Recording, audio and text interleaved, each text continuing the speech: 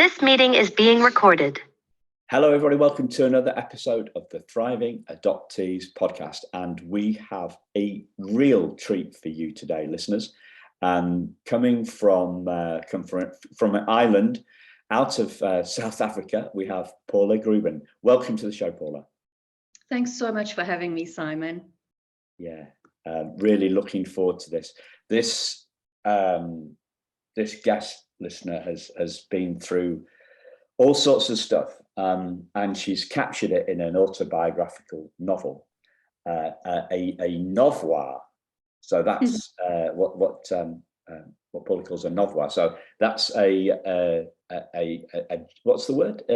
So novel and memoir. Yeah. So nobody uses that phrase, do they, anymore? Mashup. It's a mashup of a novel and a memoir. Yeah.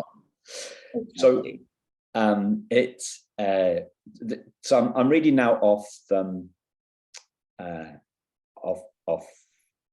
Paula's website, which there are links to in the show notes, as always, listeners. Right. So Charlotte is the protagonist. That's the main character. I don't often use a word like protagonist. Charlotte's the main character in Paula's autobiographic novel, and she guards herself like a secret. Kids are cruel, and she knows that if they find out that she's adopted, she'll be a bully's easy target. When they're 14, Charlotte's best friend's mum commits suicide. It triggers in Charlotte a sense of urgency to find her birth mother before it's too late, and the answers to her burning questions are taken to the grave. 7 years later, a tormented Charlotte comes face to face with her past. Will discovering more about her biological parents and the circumstances surrounding her relinquishment be enough to lay her demons to rest? Da, da, da. So this bit that I want to kind of ask you some questions on, really, is, to what extent do you believe that finding our truth lays our demons to rest?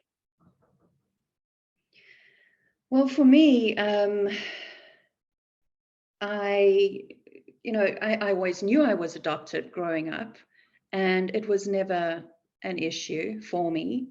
But like I said, there was that catalyst in my teenage years. I was 14. My best friend's mom took her own life. And I think it was at that moment that I moved from, a child to an adult, to a young woman. And in that moment, I realized that there were so many questions that I had about my own birth mother. And I just, for the next several years, first of all, I was legally unable to find out anything more about her, anything more about my beginnings in this world.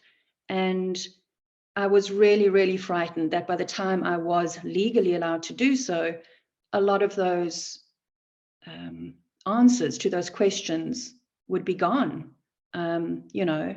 If I found out that my birth mom, my birth dad had passed on during that stage. And for me, that was very, very frustrating. And I wrestled with a lot of demons during that time. I acted out terribly. I was a dreadful, dreadful teenager. I apologize to my parents now. But it was... We forgive you, okay? Listeners, listeners, are you listening? We forgive. We forgive. Yeah. Paula, okay? It's teenagerhood compounded by so much secrecy around adoption. And I never felt comfortable talking to my folks about my adoption, because although my mom always said to me, if you've got any questions, come and chat to me. But the only information they ever gave me during those conversations, I remember sitting at the kitchen table and, saying to my mom, do you know anything more about my birth parents? And the only thing that she would say is that They were going through a divorce at the time. They found out that my mum was pregnant, and that one was in a medical field like my dad, and the other one was in a creative field like my mum. And that's all I had to go on. And then I could see in my mum's face that, she just shut down. She didn't want to talk about it anymore. I actually didn't realize how much more information they did actually have. And when that came to light, after I reunited with my birth mom, there was certainly quite a strong element of, disappointment and distrust that my folks had not disclosed that information to me when I had asked for it. And so when I talk about laying demons to rest, it was a very specific time in my life. Like I say, in my teenage years, from the age of 14 to 21, when I actually searched for and met my birth mom. Those 7 years were absolute hell for me, because I was trying to, find myself, search for identity, as everyone goes through. But there were all these underlying factors that just compounded the situation to the point where, like I say, I was acting out terribly. It was a really tough period in my life, and I wouldn't want to go back there again. So, to what extent did the reunion lay and the answering of questions lay your demons to rest? Oh God, Simon, it was everything. It was, I talk about a hole in my soul, and I carried that hole in my soul for years, like for those 7 years, let's say. And the day I met my birth mom, it was like that hole was filled. She was so forthcoming and so open and generous with herself and with all the information that I had been seeking. And for me, that was the moment I started healing.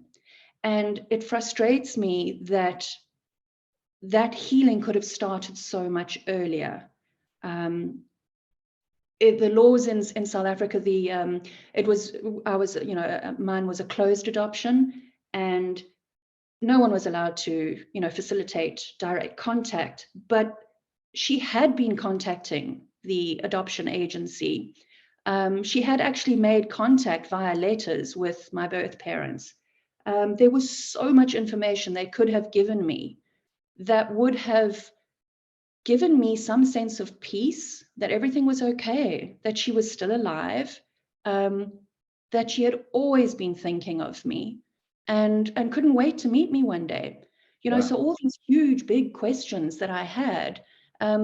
So it filled the hole in it. I'm sorry to interrupt you, but you did ask me before if to try and keep it. Yeah. I want to go back to the hole in my soul, because I think that is a real, in the morass of stuff that goes in our heads, right? I get completely lost. I came up with something this morning that I remembered that I came up with a few months ago. It's like we get lost in thought, right? We get lost in thought. We get lost in speculation about the future.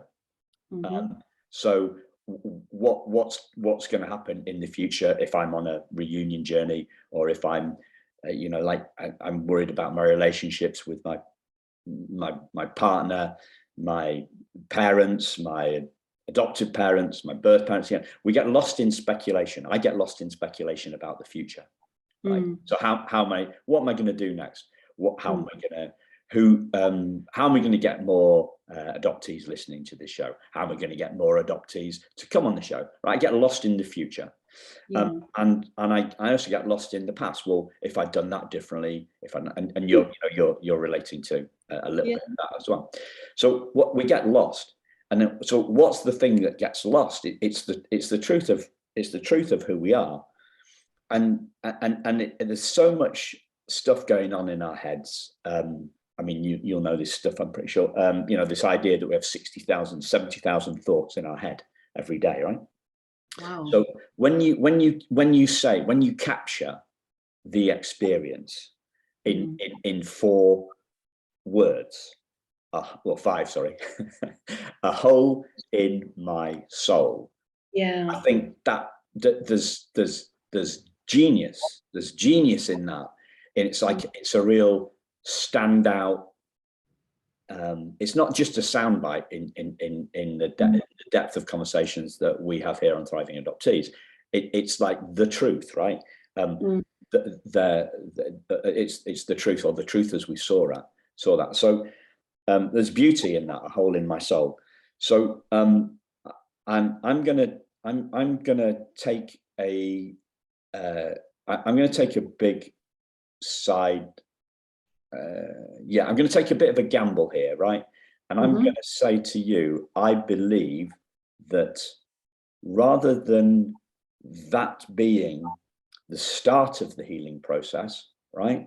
I'm going to say that was when the hole in your soul was completed by meeting your mum, your birth. Yes, I agree with you, actually, because the healing process is not immediate.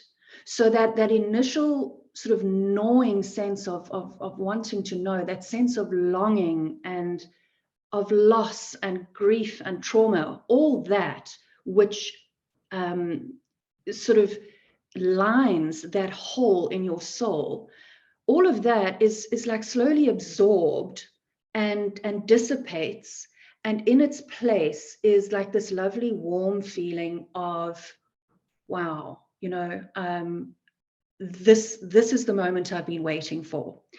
And so yes, that's where. Can I disagree with you there? Okay. Because I used to think that too. Okay. So what my view on this, and it's shaped by something that I've heard. My favorite author at the moment is a guy called Rupert Spira, and he talks about the journey to wholeness. And well, he talks about the journey to God and then the journey in God, right? So I'm going to change that slightly to, is the journey to wholeness, which happened in an instant, right? It happened in an instant for you. It happened in that meeting. You were whole.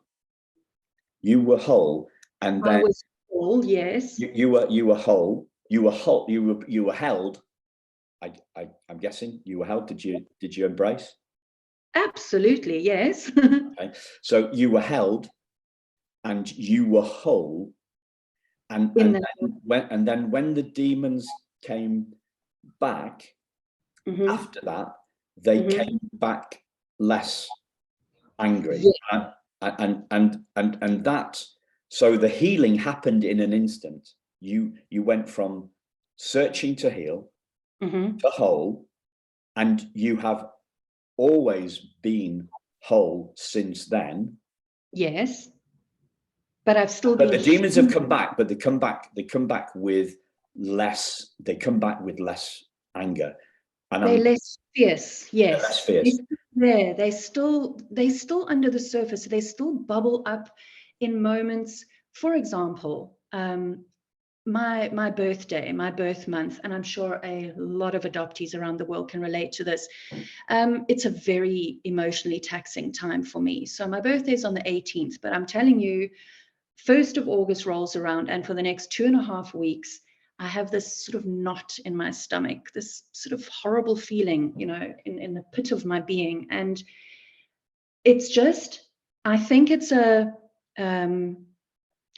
deeply embedded issue surrounding the time in my life when I was being carried to term by a woman who would then literally, immediately have to relinquish me. And being a mom myself and knowing, the stages of pregnancy and birthdays and things like that, I can relate so much to what she must have gone through at the time.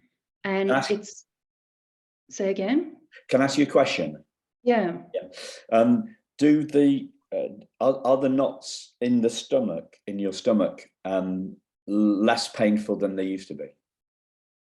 No. Every August Oh. rolls around, I still get those knots in my stomach. Oh. But I tell you what, a day or two after my birthday, and I'm right as rain again.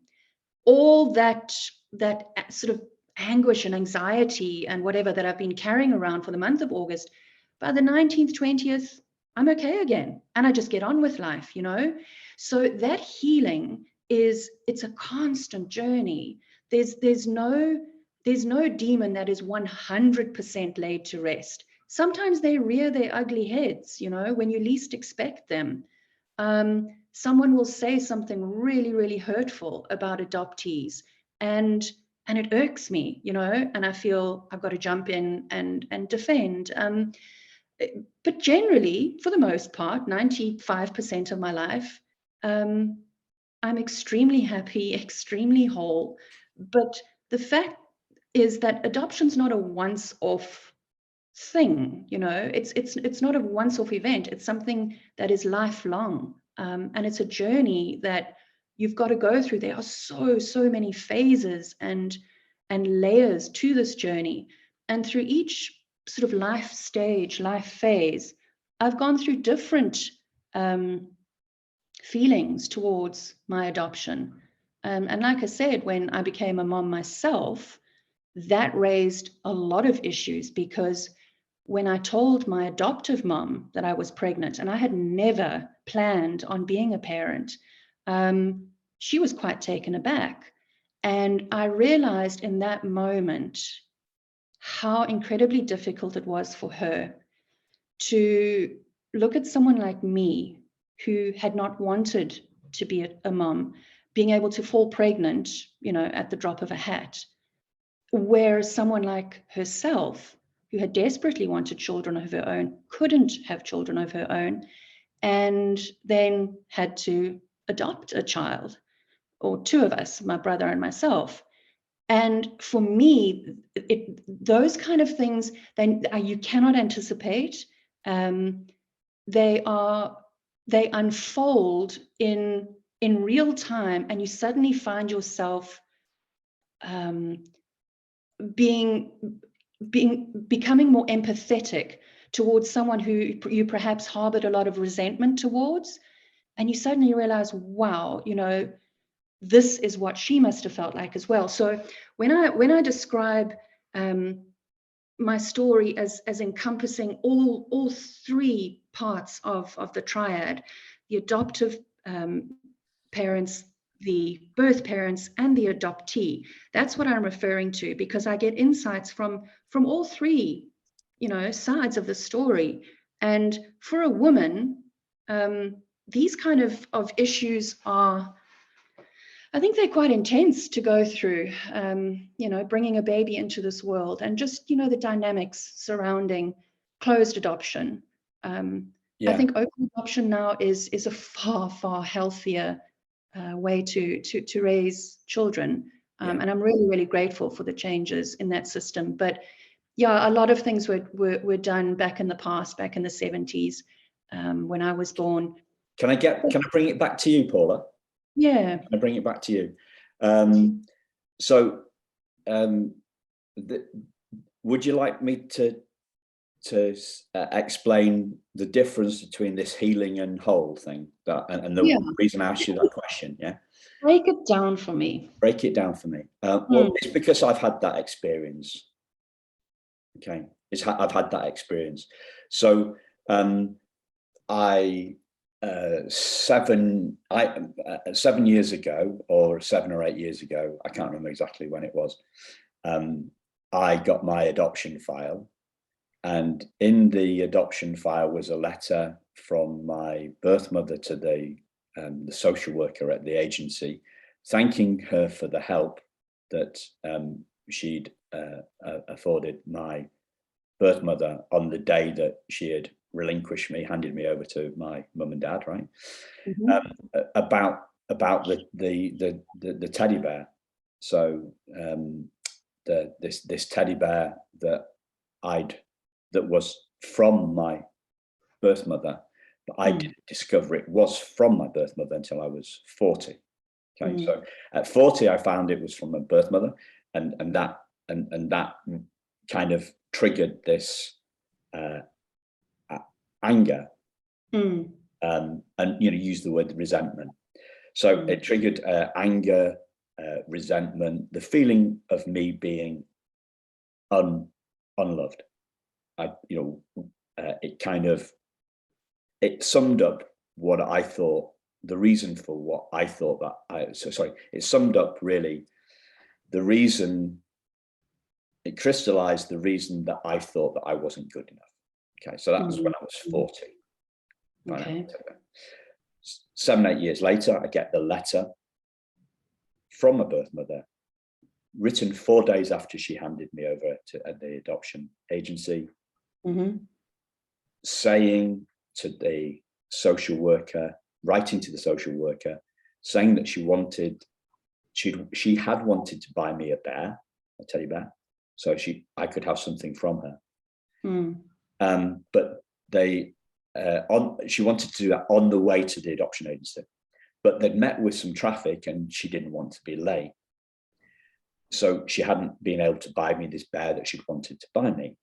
And she still wanted to buy me the bear, and she wanted the social worker to ask my parents, i.e. my adoptive parents, if they would accept a bear from her for me.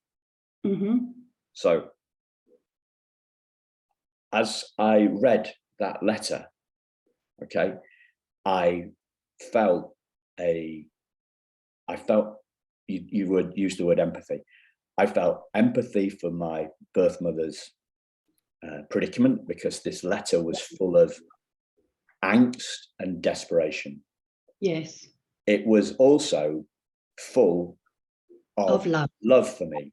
So yes. I'd seen the teddy bear as a consolation prize. I'd said, and instead of in reading that letter, right, it happened in an instant. The teddy bear, instead of becoming, it had been a consolation prize, and it was instantaneously transformed into a symbol of her love. And I felt I felt connected to my birth mother in that moment. And she died, like, I later found out that she died 15 years before I read that letter. Wow. Right. And I felt connected with her, and the tears that streamed down my face, they washed away the anger. They washed away the separation. The separation between the two of us. So I was talking to somebody about this yesterday, and I came up with a metaphor. So I sometimes go to a swimming pool. It's a 50-meter pool, like a competition pool, and it's got a divider that rises from the bottom of the 50-meter swimming pool to make it into two 25-meter pools, right? Yeah. So what happens when they drop that barrier is that the waters then intermingle and become one. Yes. And that's what happened to me. So the barrier to my love, the barrier between me and my birth mother disappeared, like that barrier comes down in the swimming pool, and we became one. And in that instant, I was whole. Yes. The whole universe was whole. It was just like a kind of experience, right? It wasn't just me and my birth hormone. It was the whole shebang, right? Yeah. Oh, I heard something this morning, right? So if we're all one infinite being, how many infinite, how many infinite beings can there be? No, that's too much for me to for my little brain right now. Sorry, right. That made me laugh. I wrote it down in my book.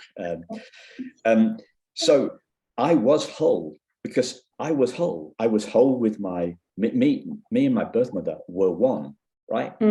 Now that was 7-8 years ago, and I was whole. My demons have come back. Yes. But I am no longer searching to heal, right? So I came up with an idea this morning, right? The idea that we're healing, okay, that we're wanting to heal, that actually gets in the way of enjoying the wholeness that we all already are and that we always were. Yeah, no, I get you 100%. From the age of 21 onwards, I have been a whole person. You've hit the nail on the head there, because none of those questions that I had harbored for so long remained. So it was up for me to do the work to tame the demons. So that's what I'm referring to when it comes to healing being an ongoing process. It's not necessarily healing, it's just I think it's growing up, it's maturing, it is understanding that adoption is not just about you, it's about different parties that were involved from the very beginning. And while that is difficult for an adoptee to accept, that a lot of decisions were made for them without their, permission or input or whatever, in my case, everything was done with my best interests at heart. And I think the older you get and the wiser you get, the more you can appreciate how much sacrifice was made. And I feel incredibly grateful for everything that I went through, the good, the bad, the ugly, because it's made me into the person I am today. So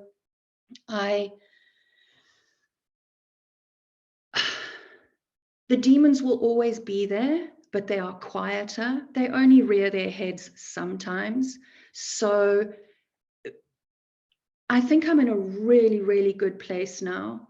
There's no more anger. There's no more resentment, bitterness, confusion, denial, all that. It's that has been dealt with. Many, many years worth of therapy, I might add, and reading, and a huge amount of reading other people's stories, listening to other people's stories, and realizing, you know what, we're not alone. We all, although our exact circumstances are unique, it's a very universal human feeling. And to be able to sit here with you today and say, you know what, I'm good, I'm happy, I'm healthy, I've got a great relationship with my birth family, my adoptive family, I've got a beautiful family of my own. I never thought I wanted to be a mom. I love being a mom. All these things, I think, come with time, patience, hard work, a lot of sacrifice, but it's all worth it. I think this is why we are all here, is to learn and grow and then pass on those learnings to others who might be a little bit further behind, in their journey of healing, and say, I'm here to light the way. It's going to be okay. I know what you're going through. And this is the kind of positive energy you need to put into the process, because you cannot dwell on the past, the what ifs. You need to look forward, sometimes it's hard, it's damn hard, but you've got to keep learning and growing, and then pay that back to the people who are still struggling. And that's pretty much my motivation for writing the book. Was I could never have written this story 20, 25 years ago. I was still in a very angry place, you know. But now, when I wrote the book in 2016, I was at far more peace with everything. And although the story is quite difficult to read in places, I know a lot of adoptive parents have found things hard to read. They've all thanked me because they realize that this is the authentic adoptee's voice. They need to be prepared for their children, especially in their teenage years, to be wrestling with these kind of demons, and how they can deal with them to make it easier for their own children. So I think by sharing my story, it's helped a lot of people, and I think that's what we're all here to do, especially on a podcast like this, is to light the way for others. Yeah. I've just been, as you were saying, I was as you were talking, something occurred to me that I wrote in my little notebook. So like when I'm walking in the morning, I'm normally listening to podcasts. So you walk and you swim. You're very, very active. I'm impressed. Yeah, I walk in the morning and I swim at lunchtime, and squeeze in lots of conversations with great people somehow.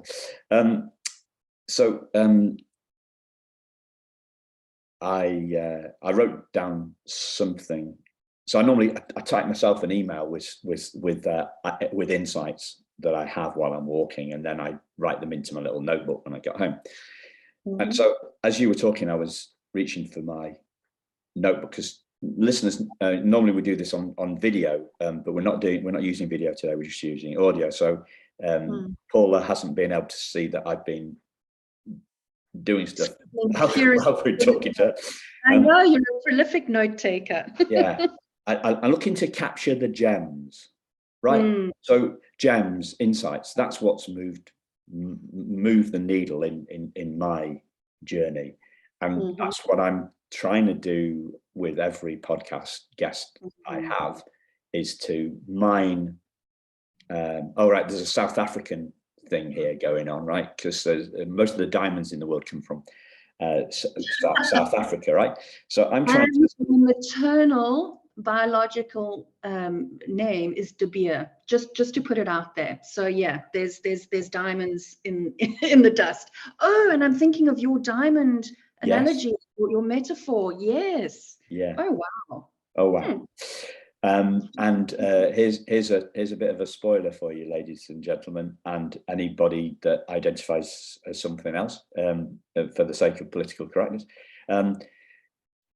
People talk about the primal wound, but we're all diamonds, and you can't scratch a diamond. Okay, you can't. Yeah. You can't scratch it down. Anyway, so one of the things that I wrote down in my little book is, there's this idea, our culture, and I like a bit of music. I like a bit of pop music, different sorts of some really uncool 80s disco stuff, and some cooler stuff, some Irish stuff. U2 were one of the first bands I went to see. Before, that's one of my claims to fame. I saw them in a 800 people venue, intimate gig. Best. Before they broke big. Yeah. That's my claim to fame. The thing that knocks that claim into fame in the past is I had to leave before it ended because I was getting a lift home from the dad. Okay. I remember these days, you got to catch the last tube home. Oh my God. Yes. So there's this idea that in a lot of music, this idea that you complete me. You complete me. In love songs, it's you complete me. And I was thinking about that. You complete me, as in you complete me. Well, nobody else can complete us because we're already whole. Mm. Mm. But I wasn't whole until a certain point in my life. Well, now then, can I, you know, Yeah. I'm going to use I'm going to ask you first, are you religious? No. No, me neither. Me neither. Have you heard of this parable of the have you heard the parable of the prodigal son? Have you heard that? Yeah, of course. Okay. Yeah. So the prodigal son is whole. He goes, but he doesn't realize he's whole. He goes looking for himself, what's going to complete him, and he explores the whole of the world. And then eventually he comes back home and he is whole again. He finds wholeness at home. So that's a metaphor. We've talked about, you've alluded to the diamond metaphor. So the diamond,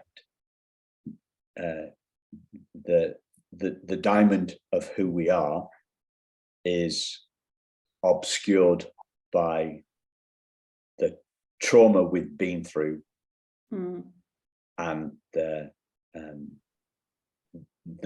journey, our life's journey.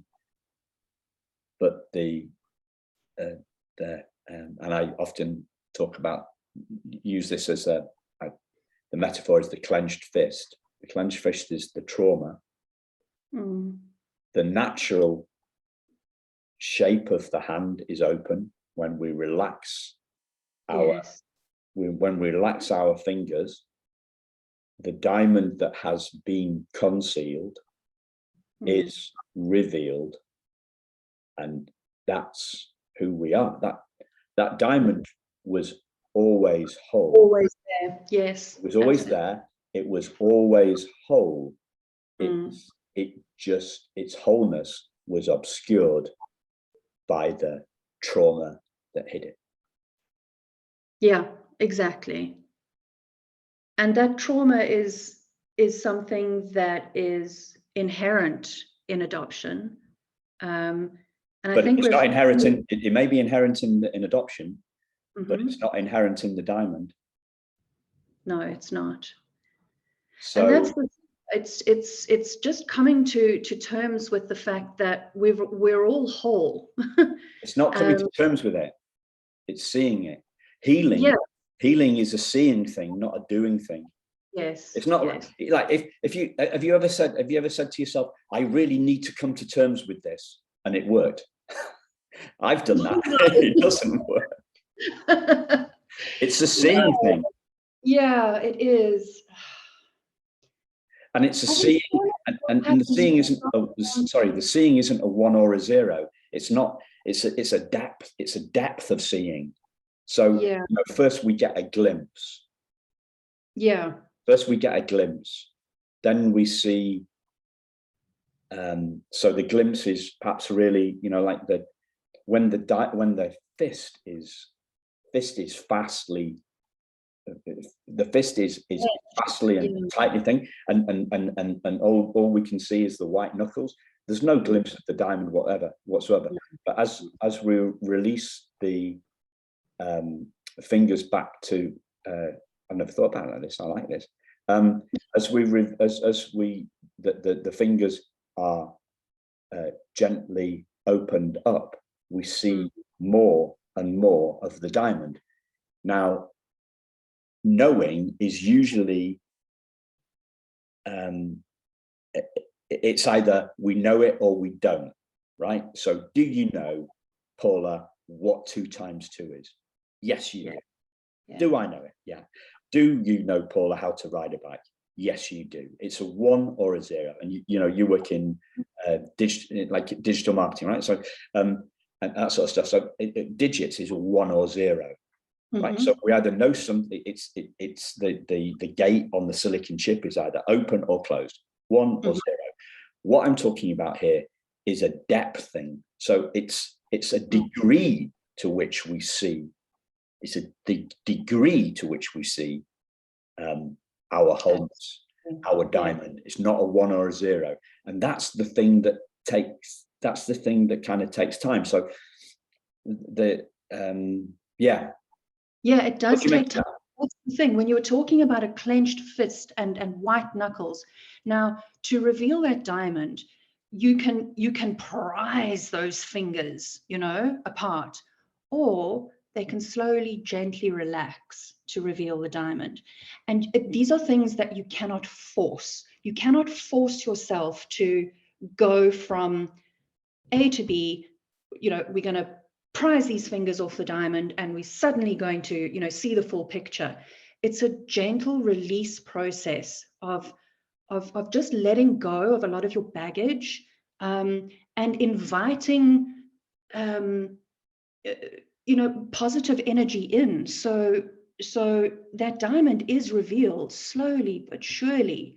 And eventually you realize, like you say, it's been there all along, but you needed to be gentle with yourself in revealing that diamond.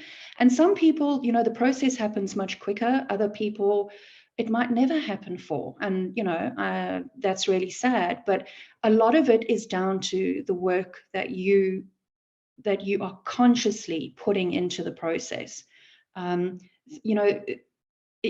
Healing does not happen on its own. It's for me, it's very much a conscious decision to say, okay, this is where the issues are. These are my challenges. What do I need to move forward?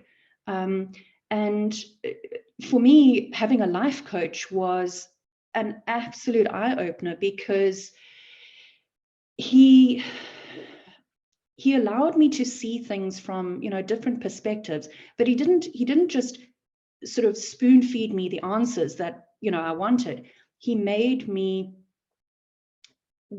go internally, to interrogate where a lot of my confusions and frustrations were stemming from, and then to do the work to come out of that fog. And to me, that's the best gift you can give someone, is not to say, this is the solution to your problem, these are the steps you have to take, because everyone's journey is unique. I think that just by saying to someone, I hear you, I understand your pain, your pain points, and this is how I suggest we work together to bring you out of that funk, and but all we need to do is see the diamond, and the reason that a coach can see that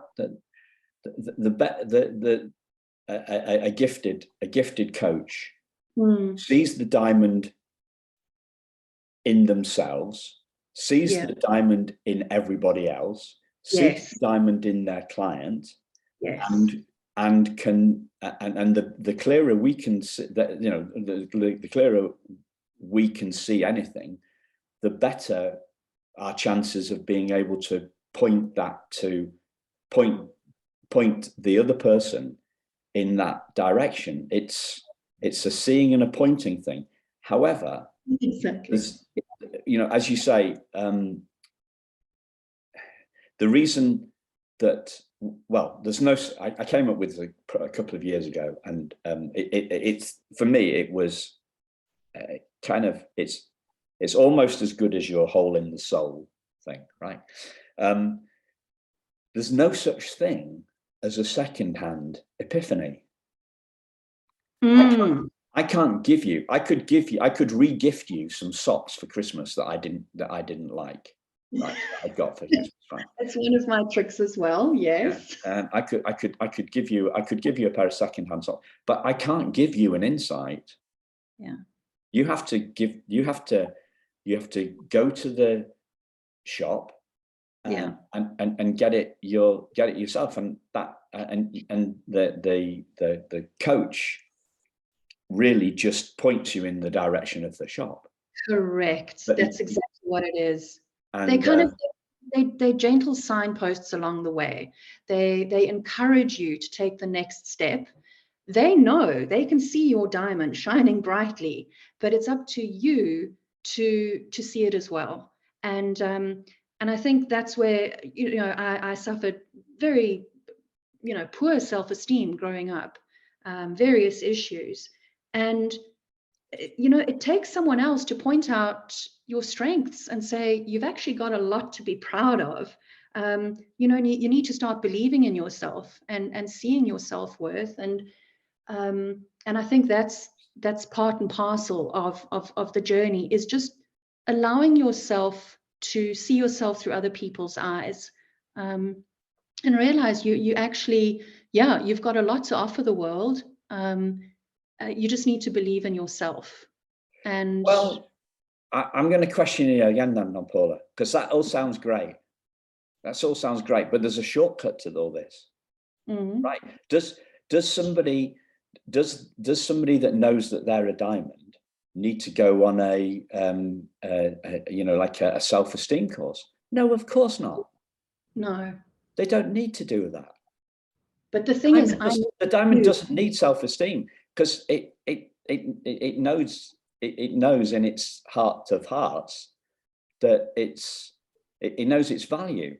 And this is kind of where the metaphor runs out, because a diamond has a value, but human life has infinite value, and that's, I think that's why, I saw one of those, well, there's no other way of describing it, a price list, an adoption agency price list.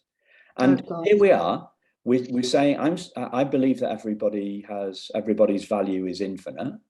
And that's where the diamond metaphor goes wrong, right? That's the end of the road for the diamond metaphor in terms of its value, right? Because the value has the diamond has a price, but I saw a price list, and different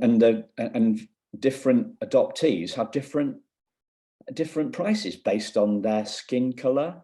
I know. Don't even get me started. And it just makes me want to be sick. It's human trafficking as far as I'm concerned, but I'm not going to get into that. We're not going to go there. No. So what are you seeing? What are you seeing from my my self-esteem and diamond analogy? What's new? What's occurring new to you from that blurb? That I was actually whole in the very, very beginning. Although I carried that hole in my soul for so long, I still had the diamond within, burning brightly within. But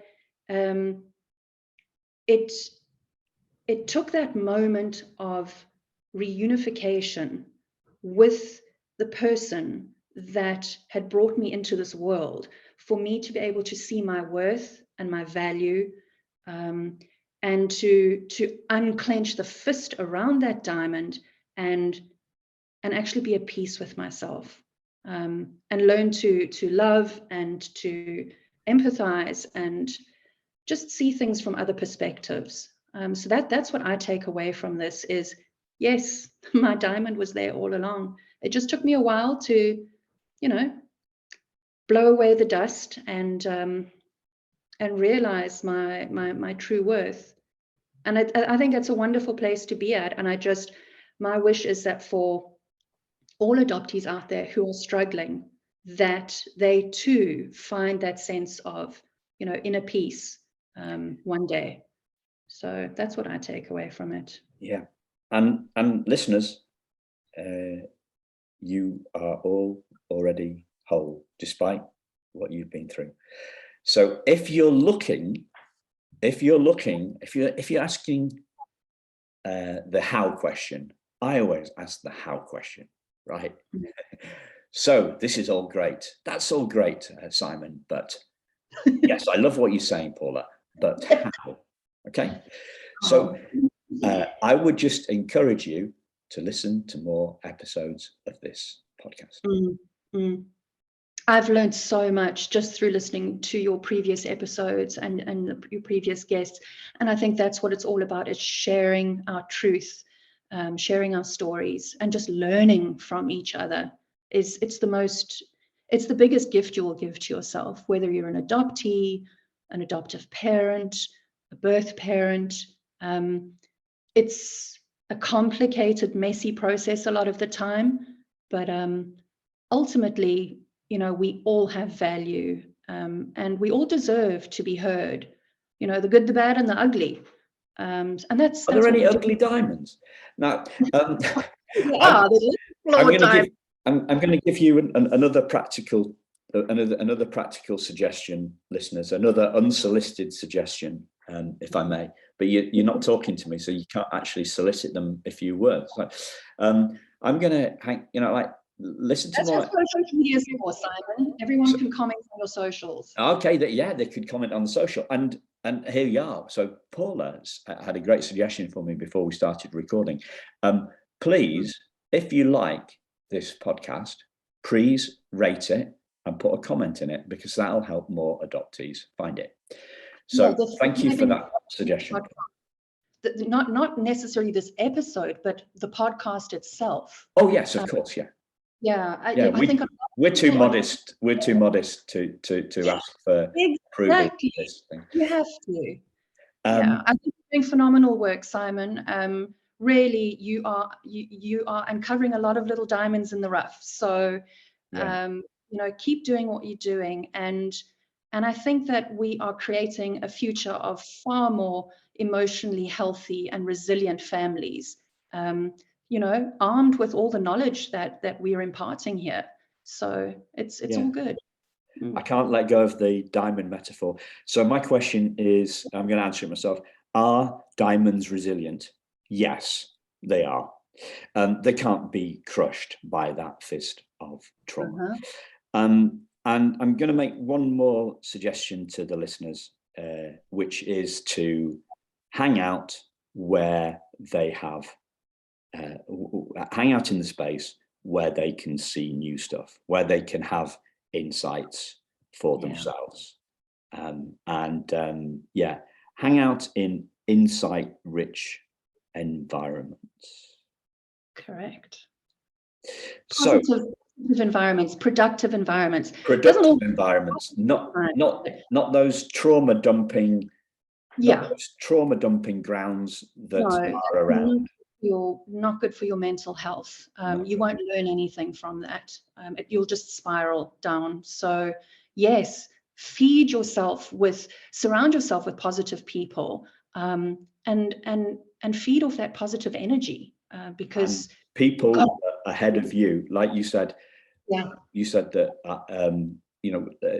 learn from people ahead of you on the journey, and a long way ahead of you on the journey. Not people whose lives look like they're 2 out of 10. So you're feeling 1 out of 10, and you see somebody's life that is 2 out of 10. Find some people whose lives are 10 out of 10. Absolutely, and there's a lot of them out there. There are some people doing amazing work. And the power of social media and blogs and the internet, and it's phenomenal. We are sharing so widely with such an infinite audience. This kind of stuff was not available 10, 20, 30 years ago. So we're in a very powerful space to change the narrative and become stronger people, which is good. Yeah. And the narrative that most matters is the narrative in your head. So I'm going to go back to Paula's novel here, right? Charlotte guards herself like a secret. Kids are cruel, and she knows that if they find out she's adopted, she'll be a bully's easy target, right? I was adopted as a kid. Yeah, I was adopted as a kid, clearly. I was also bullied as a kid, right? And what happened for me is the bully on the outside moved, the bully on the outside moved into my head. Yeah. And the bully in my head said to me that I wasn't good enough. Yeah. And then there's another word for that bully, and that's the unreliable narrator. So the narration the narrator, I can't even say it, the narrator in our head that says that we're not good enough is a liar. Yes. And that is the narrative that we work on first, that we see through. We see through the lies of the narrator to the truth of who we are, the diamond of who we are. Yeah. And that is where we lay our demons to rest. Oh, love it, Simon. I love you. Yeah. I love you. So listeners, check out. Thank you so much. Yeah. You're welcome, Paula. Check out the show notes. Check out what Paula's doing, and we will speak to you again very soon. Thank you, Paula. You've been an absolute joy. Oh, thank you, Simon. Lovely, lovely chatting to you. Thank you. Take care, everybody. Bye-bye.